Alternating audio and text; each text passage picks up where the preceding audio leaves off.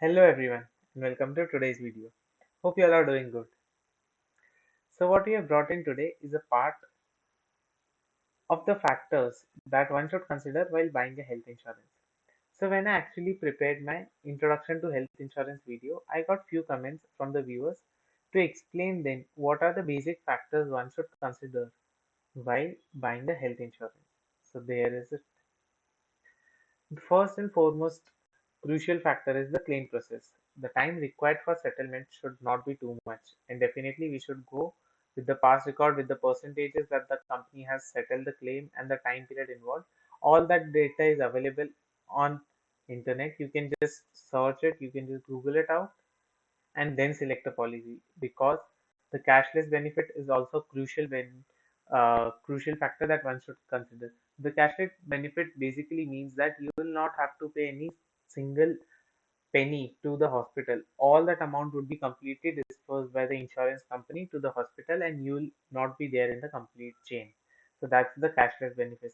Definitely this benefit is must and one should apply whereby the policy is offering you this benefit. And good customer support, definitely that's ultimate goal of the policy that we need. The waiting period. So what does waiting period actually mean? Waiting period means the period within which the insurer cannot claim any amount for its pre-existing diseases. So suppose a policy is taken today. So till a period of 90 days. Suppose in the policy the waiting period is 90 days. So from today till 90 days, the person who has taken this policy cannot actually claim any expense for the pre-existing diseases that were there prior to applying for this policy. And from the 91st day, that is after the completion of waiting period, the person can claim the expenses for any medical treatment done after 91st day, that is after lapse of waiting period. So definitely the smallest waiting period, the more beneficial it is for us.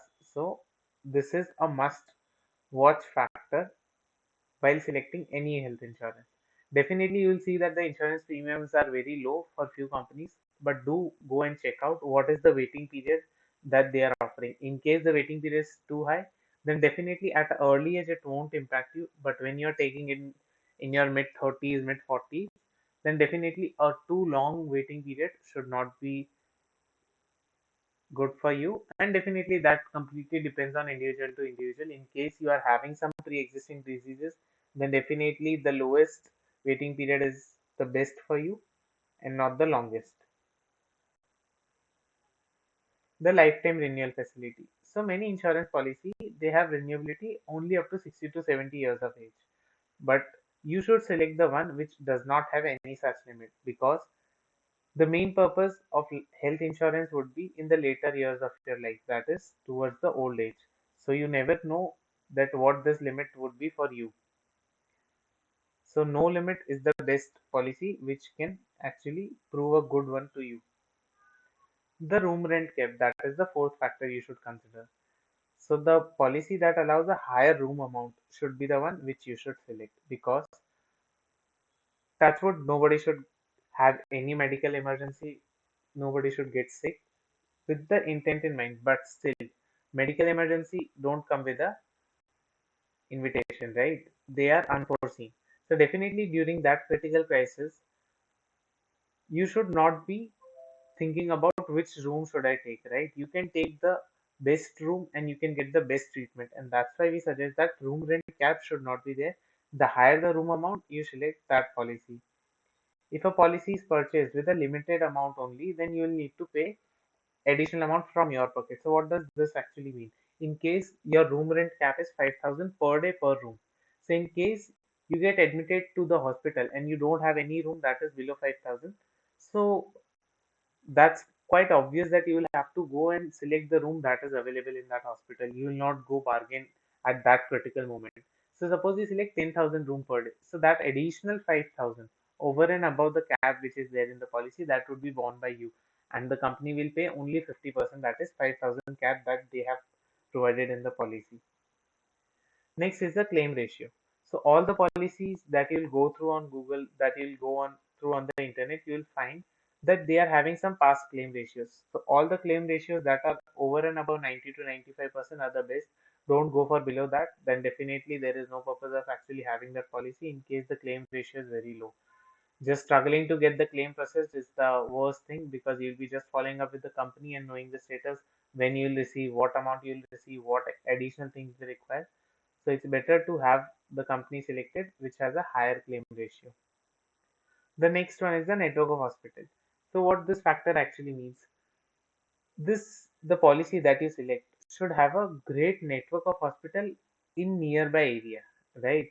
Because many a times the company offers that we have 500 plus of hospitals as a network chain with us, we have 200 plus of hospitals as a network chain. So that won't actually help you because you stay in your locality, and whenever any unforeseen circumstances come which lead to medical emergency, you will be looking after the hospital nearby you, and you'll not travel to other city, or you'll not go during that emergency to the hospital which is registered with that insurance company, right? So it is best and better to select the policy that offers a multiple chain or a great chain of hospital nearby your area, so that you can get the cashless facility there and you can get the easy claim processing from that hospital because that is registered as a chain with your insurance company. Don't go with a higher number that this insurance company provides this big hospital chain. That will not help you ultimately. The only thing that will help you is the hospital chain nearby you and the same connected with the insurance company you have selected. So these were the crucial factors that we've covered in the first part of the video. The conclusion here would be that definitely these factors should be considered while purchasing a health insurance. These are really very, very crucial factors and must to be considered. There are other secondary factors as well. Maybe some time later we can have a separate video on that also. But yes, till then, stay safe, stay healthy, and yeah, for any questions you have, do post them in the comment section. I'll be more than happy to answer your queries. But yes, till then, do subscribe to our channel and give a like button. Thanks.